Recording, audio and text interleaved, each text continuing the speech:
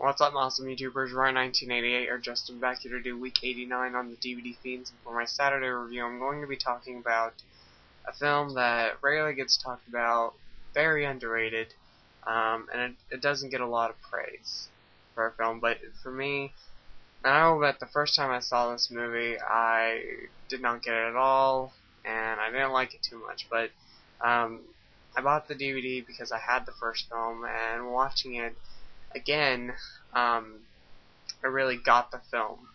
And it is one of those films, it's supposed to be one of those films, in my opinion, that is supposed to mess with your head towards the end of the movie, and you want to know what's real, what's not. But the film I'm going to be talking about is Book of Shadows, Blair Witch 2. Now, this film doesn't get a lot of praise, gets a lot of bad reviews, but for me, it's one of my, I'll say it's one of my, I wouldn't say it's a favorite of mine, but, you know, if it was under very underrated favorite movies of mine, it would be under that category. The basic idea of this film was to, you know, focus on the fans of the first film. Because after the first film, I believe it came out in 98 or 99, the Blair Witch Project, you know, it just got a lot of, you know, fan base. You know, people were wondering, is it real? Is it not real? I was one of those people at first because I was young, that I thought it was real. You know, I was young back then. Now I know it's not real, but back then I thought it was real. And, you know, there's a big fan base, and so this film focuses on the fans. And there's these certain fans who come together and they go out in the woods one night to kind of find some stuff, see if they can really find the Blair Witch. I haven't seen the movie in a while, but the next morning, you know, they find to see that there's papers of theirs that are trashed, you know, flying everywhere. Their camera equipment was destroyed, or, you know, tapes were destroyed.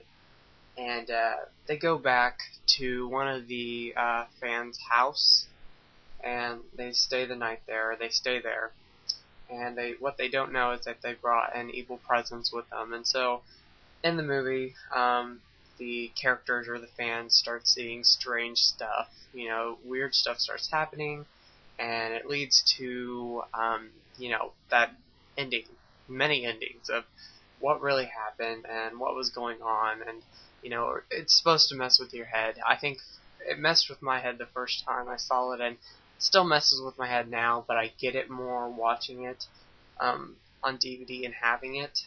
But yeah, it's a film that a lot of people don't give praise, and I can understand people not liking the movie, but I, you know, really enjoy the film. I think it's really entertaining, really enjoyable, pretty good film. And yeah, I mean, I like the fact that they made a movie based on, you know, the fans that were coming out after the first Blair Witch Project. And I think it came out, you know, a year after the first film, and it doesn't get talked about at all. It rarely gets talked about. Once in a while you'll hear people talk about the Blair Witch 2, but not all the time. I like most of the characters overall. There's some characters that I don't really enjoy as much. They do feel, at most of the times, they do feel like real fans, and, you know, they're not so much well-known faces. I think one of the girls in this, I forgot her name in the film, she went on to do the Texas Chainsaw Massacre remake in 2003, and then she was in Wrong Turn 2, but she really wasn't in, you know, she's not a big name right now, but, you know, she's one of the most familiar faces in this film. And there's a couple others that, you know, may have been in a film or two, but yeah, so they kind of seem like realistic fans in a way, for most part. Like I said, most characters were, you know, not, you know, better than others. So another thing, the atmosphere is really good, really good atmosphere in the film. Definitely not as good as the atmosphere in the original film, but yeah, it definitely has a good atmosphere in my opinion.